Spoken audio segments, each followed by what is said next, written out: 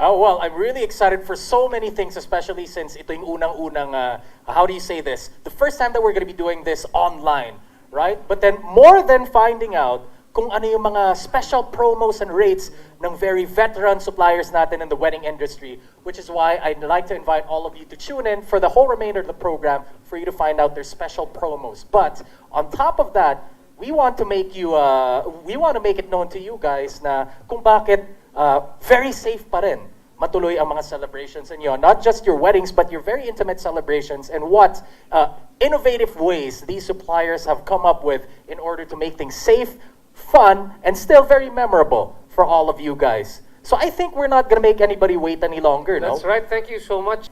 All right, thank you very much. That was a fantastic interview. It's nice to be able to see the jewelry that we can get if ever the big day comes, all right? But now, the reason why you're here with me is because in the spirit of getting to see live demonstrations of our very reputable suppliers, we'd like to show you one more special performance from one of the most sought-after live acts in the industry. So, please, feast your eyes and ears as I now introduce to you the very talented Bernie Bassamba.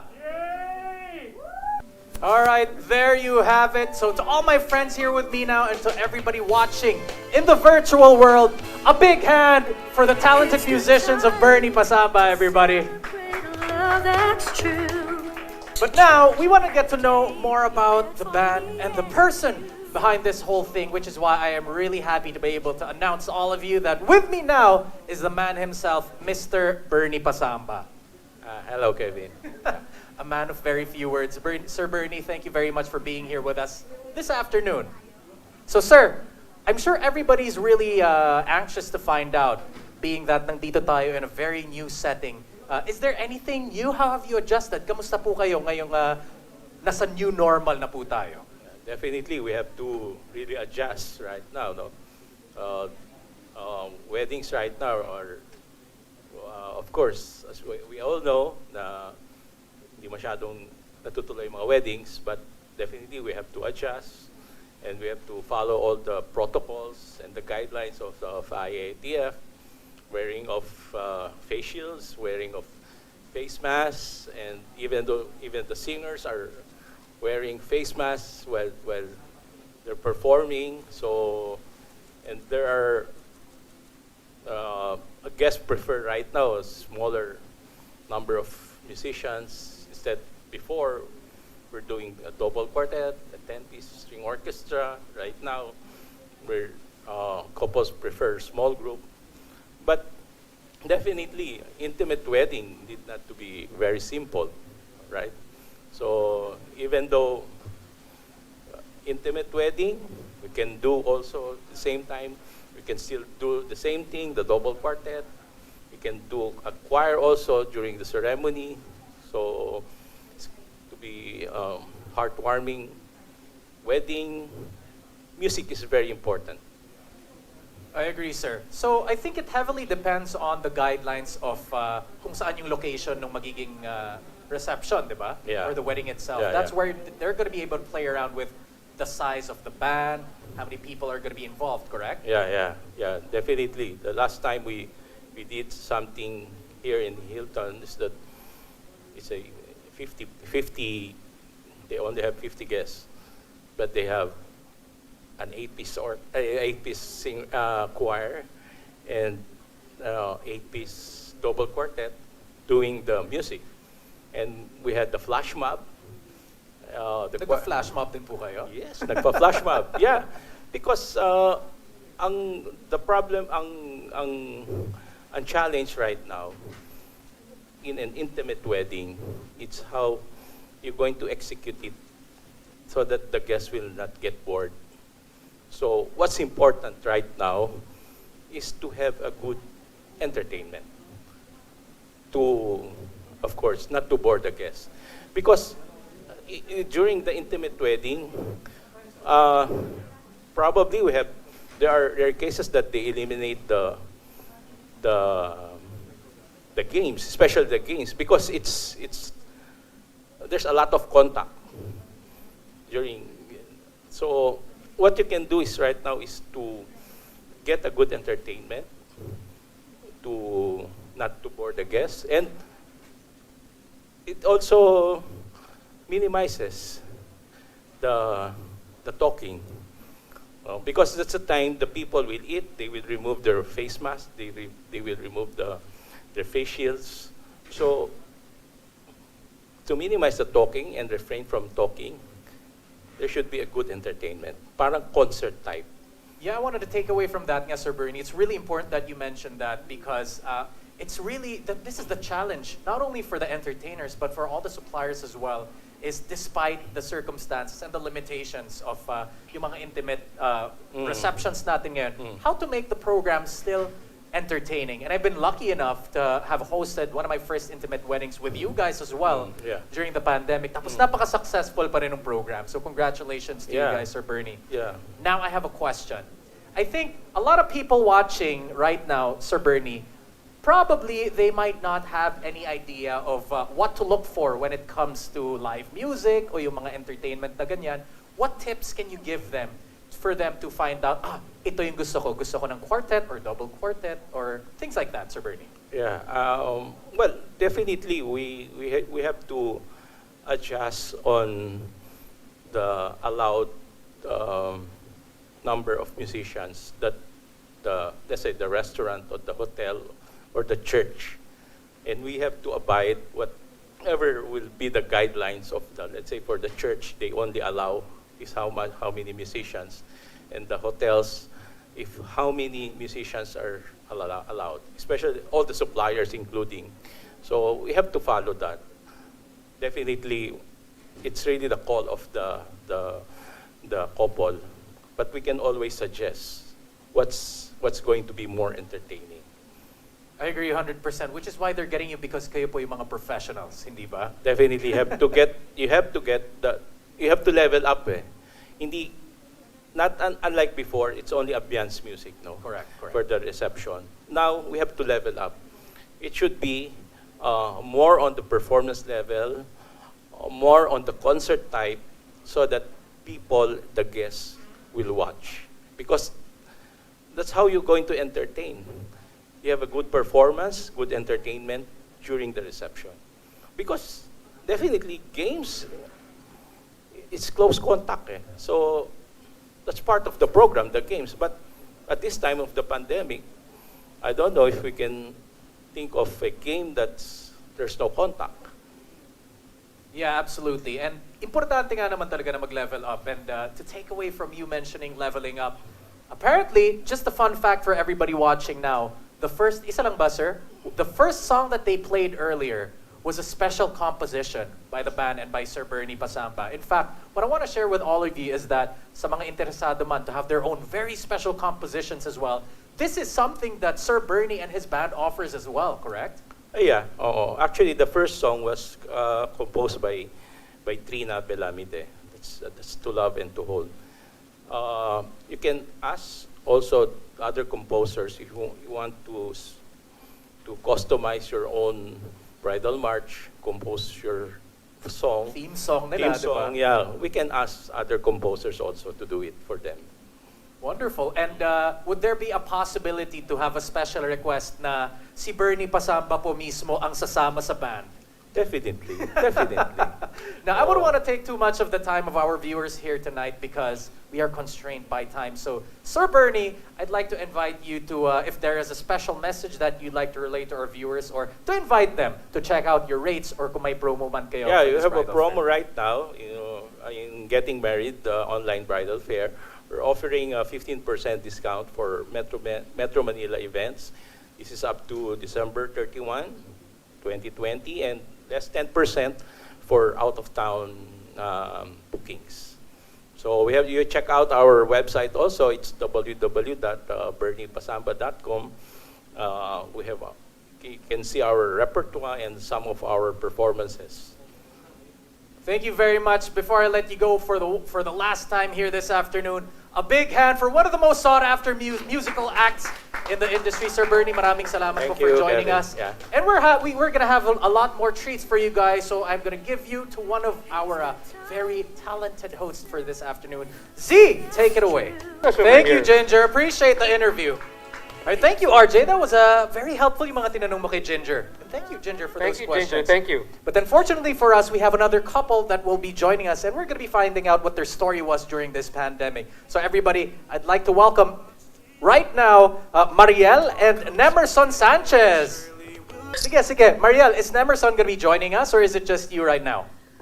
It's just me right now. He's shy, but he's beside me. So Sige, regards Magaling, lang. magaling. Pasilip na lang. We want to see. We want to see the handsome hubs. they want to see you though. Sige, mag-appearance They wanna ka. see you. Nemerson, tara. Hi ka lang, mabilis. Hi lang daw, mabilis. Hi lang. Kumaway ka lang, Nemerson.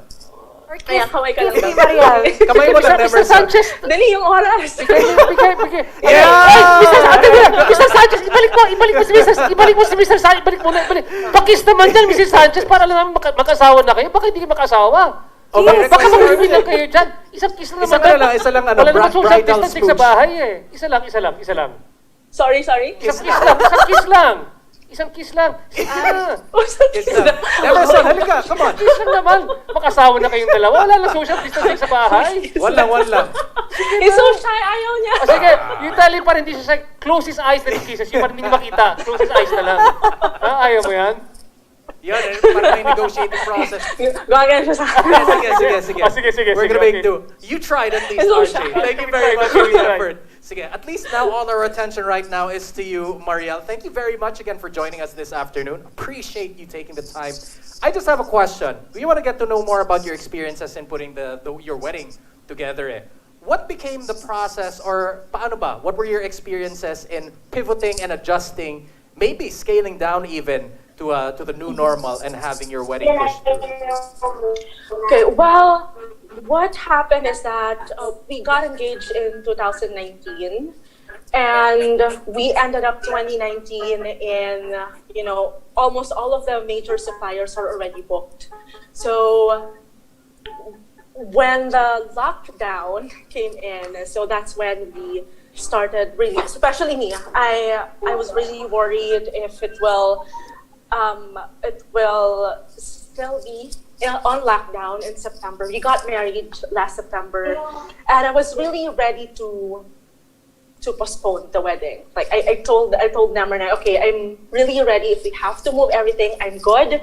But after that, I said, we've already invested our time, our money in booking and planning. Let's just go ahead and proceed with the wedding. Accept the quarantine protocols that the venues will have, because of course you won't know by next year if we still have COVID or not. So might as well continue or proceed with the wedding. And I really do like the hashtag love conquers all, because that's what we really experience from the time that we are replanning based on the quarantine protocols on having a wedding ceremony at this time. Yeah, that's the reason why we're all here, to make sure that everybody finds out that love really can conquer all. Pero nahirapan ka ba with dealing with your suppliers, especially since everything has been volatile because of the circumstances? How did you go about with adjusting with your suppliers? With the suppliers, though, I never really had a hard time. Although there was one that we cannot contact, so we just assumed that they are not operating.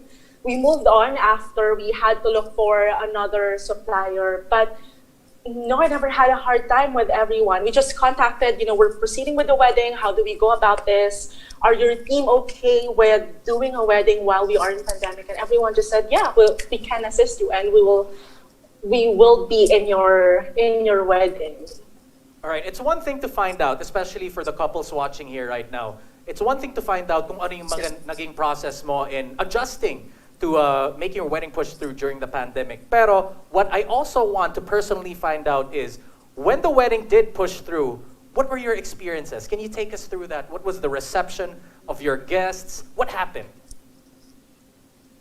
I was surprisingly relaxed because I really handed everything to our coordinator, to the photo and video team. Like, sige, kayo na bahala dyan. You know what you're doing.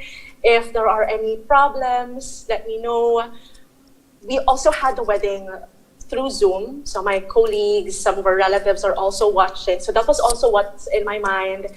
Is the Zoom on? Saan nakalagay? Can everyone hear? What are they seeing? Because I don't want it to be very dull that while they're waiting for the ceremony and no one is talking. So it's good that one of my colleagues actually did talk. So she's like the host of that Zoom wedding.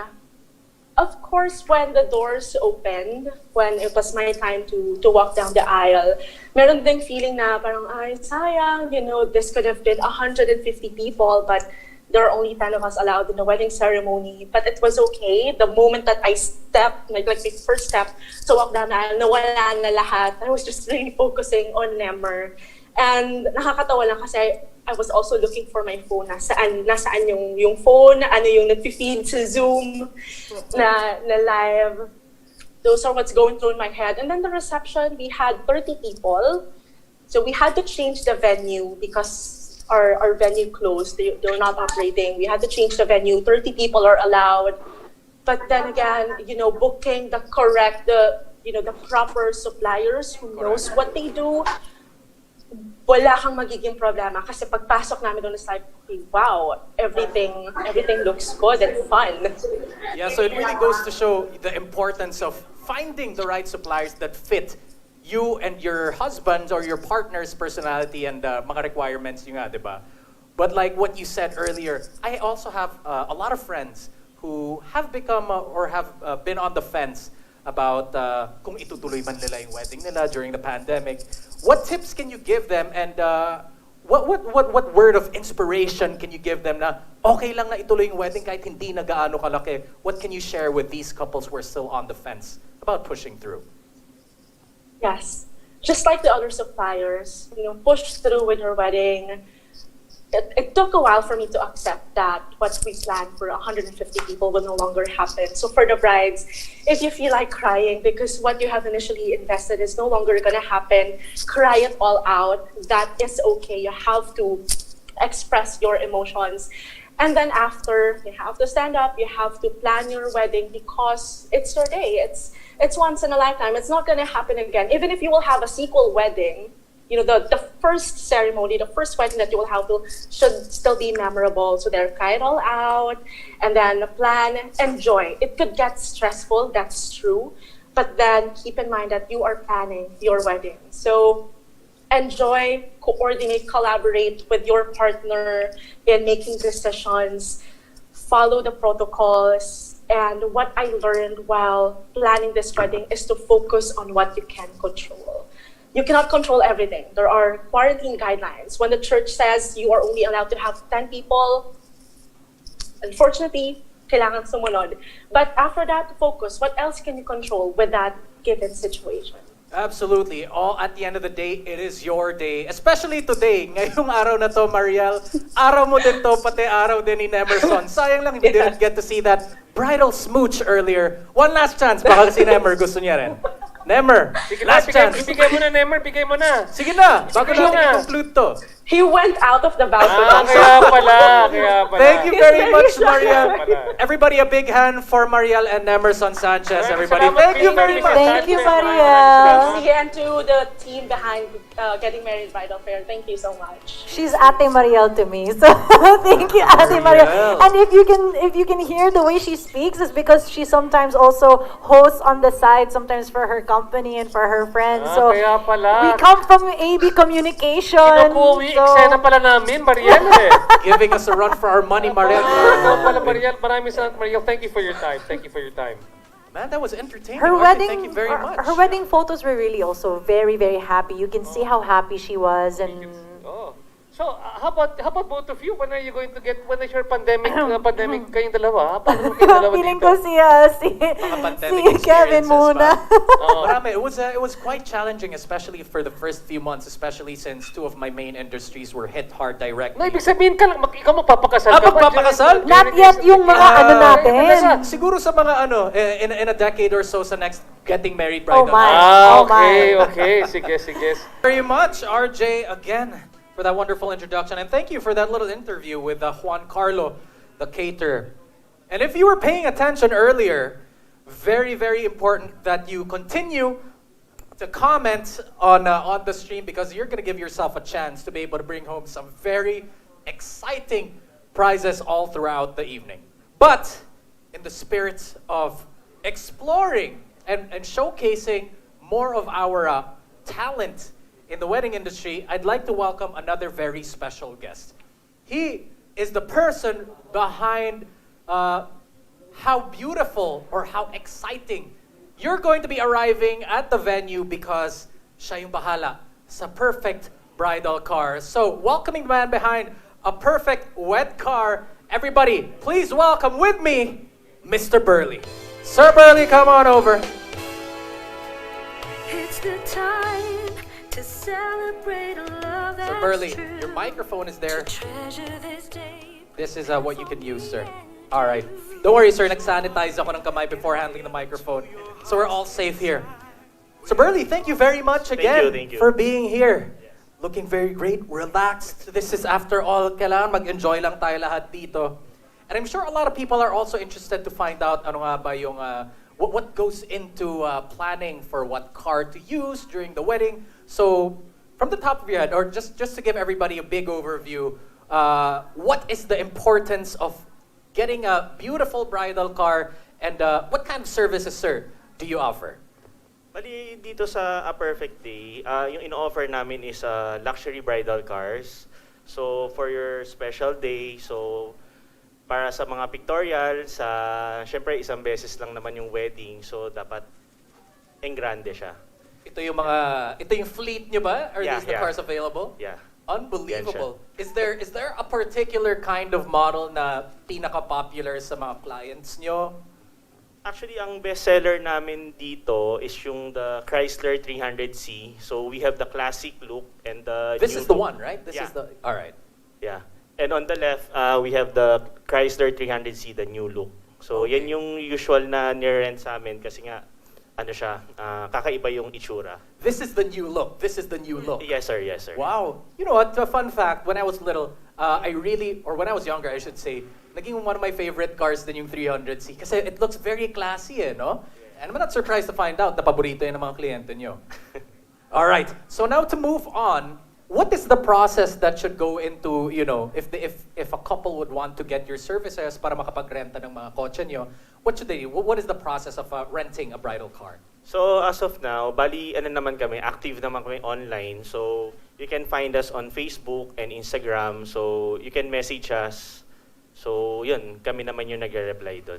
Where should they go, sir, para makontak kayo on So, Facebook? we have FB page. It's a Perfect Day Wed Car, Luxury Bridal Cars, Manila. And on Instagram, it's a Perfect Day Wed Car. All right. So now to move on to some more of the interesting questions, sir. Kamusta naman kayo? When the pandemic hit, I know a lot of people, especially in the wedding and events industry, Yeah, natamaan talaga tayo, and a lot of people had to adjust, be it kung anong klaseng mga serbisyo na in-offer nila or the mga protocol or mga proseso nila with how to do their services. Is there anything that you changed to cater to the new normal? Actually, this year, 2020, it really hit us hard. Sobrang grabe. So, we double, triple, iniingatan namin yung company, no? So, para maayos naman siya. So, pero may mga clients din na may mga cancel, di mo na maiiwasan, may nag-cancel, may nag-rebook. So, pero yung sa mga nag-cancel naman, we make us na i-extend yung promo namin sa kanila. So, kasi syempre, on our end, iba pa rin kasi syempre yung special day nila na sana matuloy pa rin. Yeah, is there maybe something that the viewers or those that are interested to rent a bridal car would want to find out? Paano ba to? Do you undergo special sanitation Yeah. practices? Actually, before kasi it was yung hindi pa nangyayari yung pandemic. So, car wash, then uniform driver, usually okay na. Pero nung nagkaroon ng pandemic, so yun, bumili kami ng mga cleaning materials, mga disinfecting machine, so dinidisinfect namin sila time to time before and after use nung mga luxury cars. How many people do you allow inside of the car? So we allow actually, usually kasi nung before pandemic, so ano siya, usually bride, parents of the bride, and wedding coordinator assistant. So, yun siya. Pero ngayon, meron kasi tayong tinatawag na social distancing. Correct, So, we allow minsan mga two lang, mga two or two or one lang. In the back seat. Yeah, in the back Excluding seat. the driver. Ito. Yes, excluding the Hindi driver. hindi na po kayo pumapayag na, okay, so there's a bride, maybe a groom also, or the coordinator at the back. Driver, wala nang katabi po yung driver. Wala na. Okay. Yeah. Naglalagay pa ba kayo, or is it necessary to put like a divider pa sa kotse? Actually, ano naman siya eh, it's a, hindi naman siya yung public car na palaging ginagamit. So, we use sanitation na lang ginagamit namin siya sa mga cars. Oh yeah, and this is something that the client shouldn't worry about anymore kasi napakalinis. And also, yung mga driver naman, so regular naman namin siya yung naka-antigen naman siya na test. Very important to find out para you can sleep easy and komportable kayo sa mga luxury cars ninyo. And minsan yung mga couple din, di rin natin maiwasan, pinapatest din nila. So, yun, medyo expensive pero kailangan natin gawin para sa safety natin lahat. Yeah, health is the utmost importance. Okay, sir, out of curiosity, would you be able to share with us kung pwede bang magamit ang isang kotse? For example, nag-double book sa isang araw yung isang kotse ninyo. Does that happen? And then what do you do to ensure that those two clients would be safe to use the same car? Actually naman, once na may nag-book sa amin na couple, so usually yung date na yon naka-reserve na sa kanila yung car na yon. So hindi naman kami yung gamit sa umaga, merong gamit sa hapon. So the whole day, per car, Okay, yeah, wow. per car siya. Very good. Yeah. Very good. So one of the reasons why people are also paying attention to this program that we have is in hopes of finding out kung may mga magagandang mga promo tayo and special rates that we can offer them. Are there any special promos that you can offer to the viewers? We offer promos for 2021 bookings. We give less 15% on all luxury bridal cars.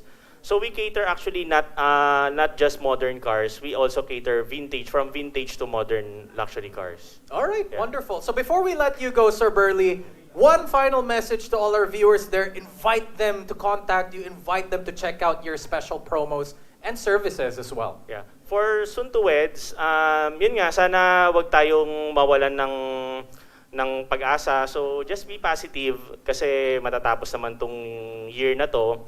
And next year, it will be year 2021. Sabi nga nila, new hope, new beginning. So let us all pray and matatapos din tong lahat. So yun, maraming salamat po. Okay, one last hear it. Social media accounts, where do they go?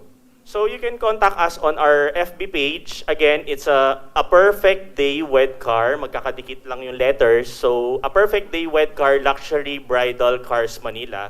And on Instagram, it's a perfect day wed car lang. All right, wonderful. Thank you very much, Sir Burley, for taking the time to join us here. Hopefully, you guys get in touch with him kasi nakita niyo naman yung fleet of cars niya.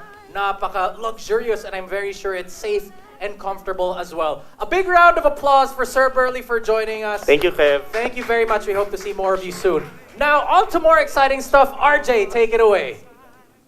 Maybe a week before so we can prep all the requirements necessary for that cake tasting. That's interesting. Ala. Hi, Kevin. wag niyo naman ako, tira niyo naman ako Marami pa. I'm sure. We're going to ask them also later on, kamusta naman ang cake tasting nila later. Ubos na yung kay RJ. Ipakita mo nga. Takaw naman. Paano ka nakakain, nakamask ka? Tapos ka na, okay. It looks like ubos na ubos. Dinidilaan ata yung inyong mga inyong mga plates. Later, we'll ask you kung ano yung favorite nyo, guys, We'll ask you to share with us your experience with these cakes. In terms of the design of the cake, because we have seen kind of like a naked format of the cake or deconstructed, or it's thematic with more roses. For you, which is the most required? RJ, you put it really well when we were talking about this because this is something that we really wanted to take this opportunity to, talk to you guys about also. Kasi, as you said, RJ, earlier, hindi lang magiging essential ang host for the success of your intimate weddings or all your celebrations in moving forward, but now is probably the most, we are more important than ever right now, especially since we're pivoting to this new way of doing events. the purpose of putting together or pushing through with your celebrations in this new normal is to still be able to make an impact on your friends, on your family, to be able to make moments with them. And for that to be able to happen, you need to put together a very good group of suppliers for that to make you happen. And isa sa mga pinaka-importante doon ay yung programa. And the person who is usually most in charge of the success, of the happiness, the energy of your guests, and for you as well, is the hosts. Tama ba? I completely agree because you have that connection, that engagement that you are looking for. More so if you have an online element now, especially if you have a Zoom. There are so many hosts right now who can go from an on-site and then taking a break and going online and telling the people what's going on. Or it can be the same person doing it simultaneously because we become commentators. But it makes it more engaging for the people, especially online, who wanted to be there but couldn't, or who were invited but they had to retract the invitation because of the fact of the pandemic. And the host, that's our responsibility na. That's right. the burden that we carry, which we love because that's our specialty, to connect. And I think the important thing, aside from the connection, is because now there's a limited time only right now that you can actually do the program. And the sort of value added which the hosts have, especially if you get trusted hosts, people like Kevin, Z, myself, Darlene, Atom, and all those participating over here, is that you've got sort of like our years of experience coming to make it a very smooth program. Because hosting doesn't just happen on the day itself, right? Hosting happens when they're planning for the program. And our job is to be with you at the planning of the program to make it as smooth and seamless as possible, right? So, for example, you only have 2 hours to the program, or 1.5 hours.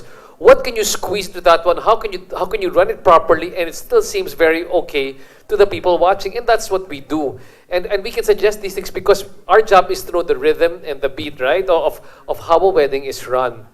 And just like Z said, when we're there right now, you also have the online component. So the host that you get has to be somebody who's used to doing an event. Now, you're not just hosting offline to the people over there that you're talking to and making a connection with them, but does the host have the ability to, like right now, I'm talking to all of you watching us here right now, can he engage with the people watching you? Can he create a game with the people he's watching with you here right now? So it's really our ability to make the event more, like I keep on putting up, more animated, more meaningful, more fun, but done in a very seamless and professional manner. And that's really, I think, what we bring to the table. And like this whole program was stitched together. This whole program was stitched Almost together on the fly, yeah. on the fly, but by the hosts who are all here.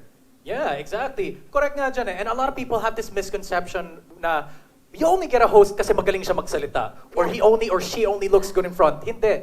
You're paying the host, or you're getting out the services of a host because yung pinaka-underlying ability niya is to feel the pulse of the people and to find out ways of how to make the program as fluid and as engaging as possible. But at the end of the day, lahat tayo enjoy talaga, di ba? I think like one of the important things that people would realize is if you ask the coordinator or the wedding planner whether or not they should get a host, they will always say get one.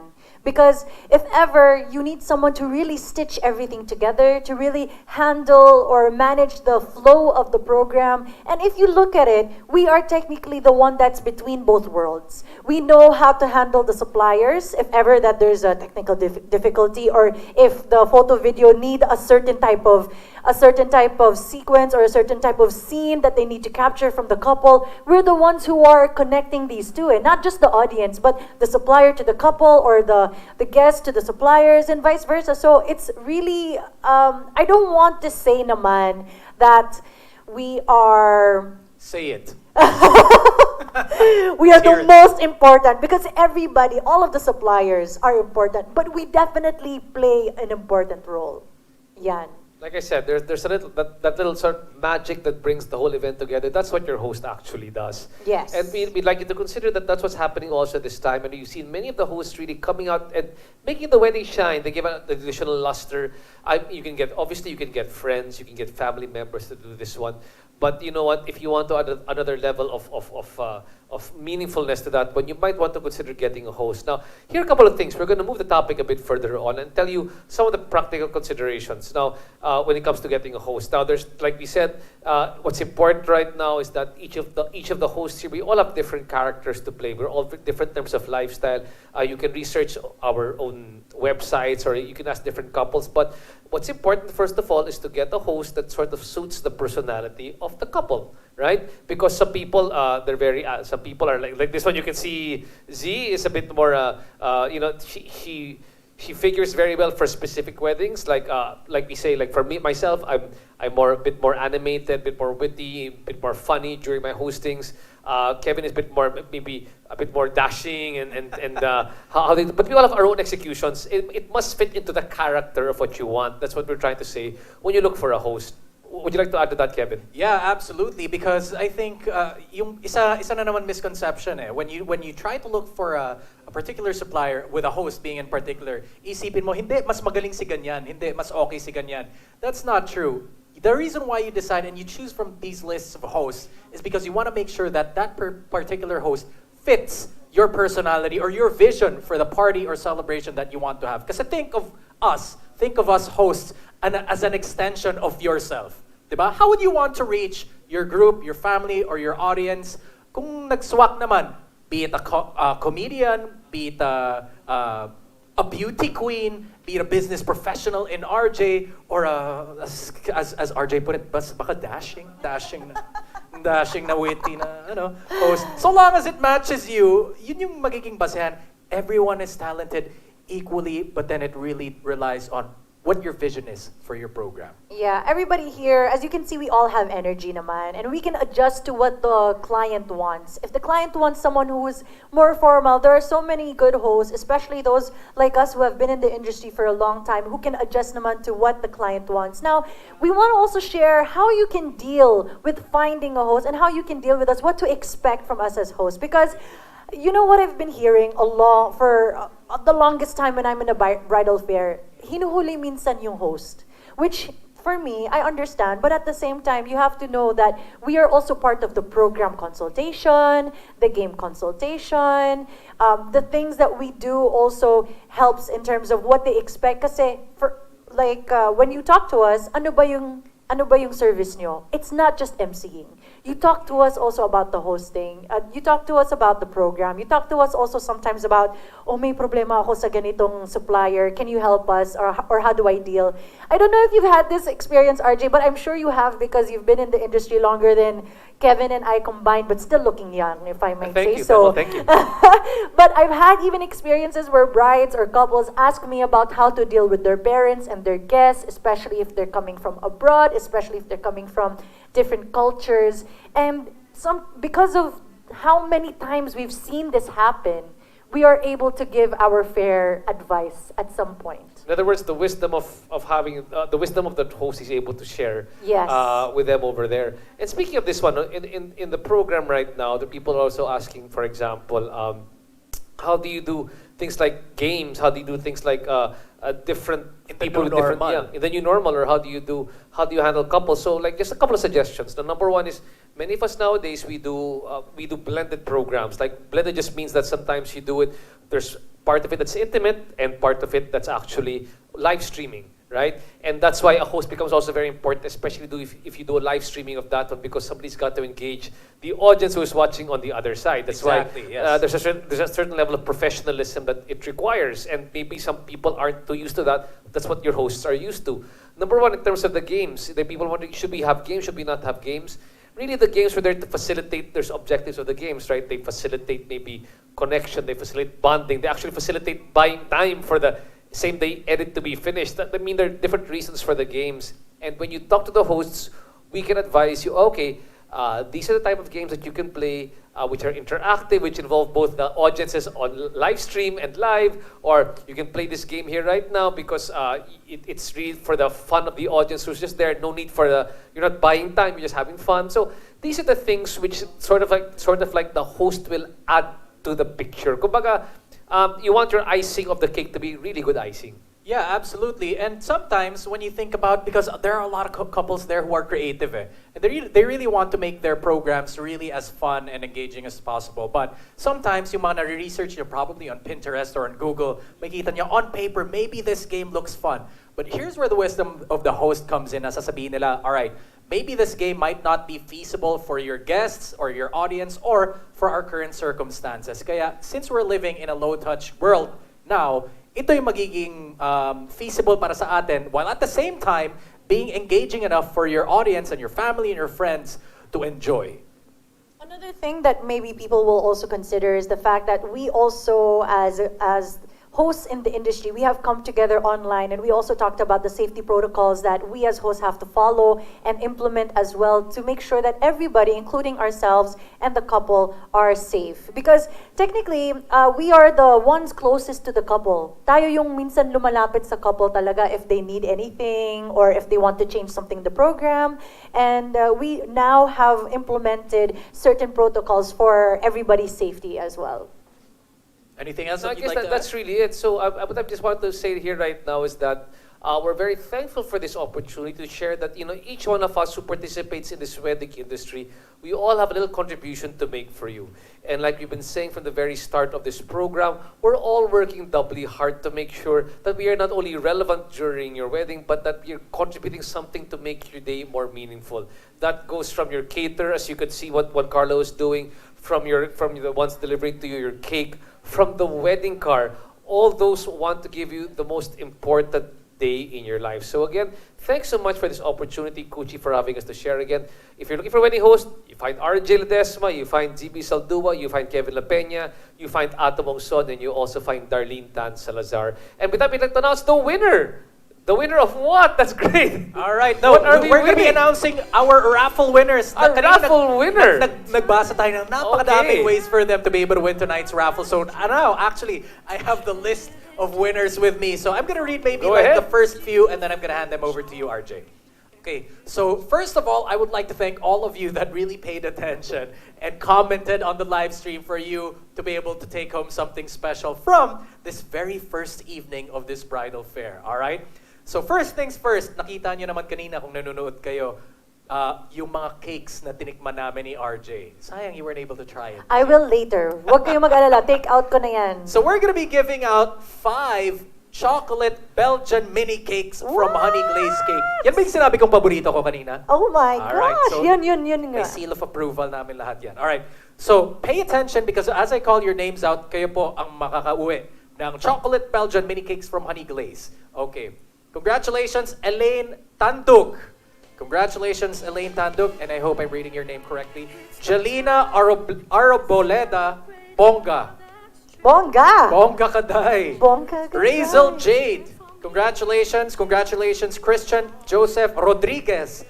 And lastly, congratulations, Diane Loreto Mendez. All of you get to win a chocolate Belgian mini cake from Honey Glazed Cakes. Yan! Ang sarap-sarap naman. Wala munang diet when you guys taste that, because that is really one of the best sellers of our supplier from Honey Glazed Cakes naman. So those are our 5 winners. And going home with 2 gift certificates of free trial makeup for the bride ceremony from Bichan Makeup Artistry.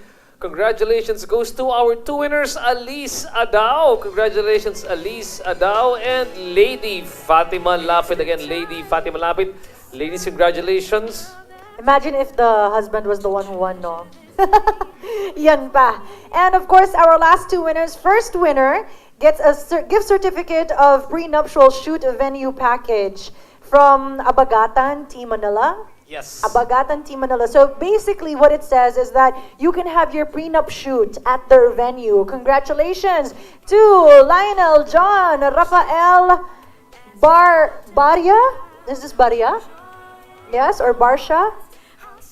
He knows himself. He knows himself. He knows he won. We'll make sure to contact you. Basta si Lionel, John, Rafael, Barsha, or Baria, congratulations. You have your prenup shoot a venue package from Abagatan, Team Manila. And our last winner gets a cake from Hearts and Bells. This is going to Miss Mary Ann Reyes Benito, or Mrs. Mary Ann Reyes Benito. Congratulations to you. All of our winners, thank you so much for watching us. We have been here since lunchtime, and we appreciate we appreciate your attendance online, and we hope that you share this video because there are so many other couples who would appreciate the tips that we are able to share with you, especially coming from experts of the different suppliers. And please remember that this is a 2-day online bridal fair tomorrow. We got our good friends Ato Mongson and Darlene Tan Salazar taking over the hosting duties and sharing with you some of the best wedding suppliers from around the country, offering you their best discounts and their best promos to help you have the most important day in your life, even during this new normal. So where can they find out or reach out to you kung gusto nila maka... Oh, if they want to if they want to get RJ Ledesma, please visit my website www.rjledesma.com. You can just inquire directly on the website or my Facebook page, RJ Ledesma. Kevin, ikaw naman. Oh, thank you very much. Well, before I turn you over to RJ and Z again, I would like to say my final thank yous before we let you guys go. Maraming salamat ulit to Hilton Hotel Manila for hosting us this afternoon and this evening, and of course, for tomorrow as well. Same time, same place, Hilton Manila. Thank you very much. And I would like to thank my sponsors as well, Tino Suits. Thank you very much for making me look good all the time. And to my videographer friend, Ripples of Life, you can visit them on Facebook at Ripples of Life. And if you get to book them, you get to help out a good cause from the affected families of Typhoon Raleigh and Ulysses as well. So thank you very much. Please visit my social media pages at Kevin Lapena on Facebook, Instagram, and on Twitter, as well as YouTube as well. I had a fantastic time. Hope you guys did. ZRJ,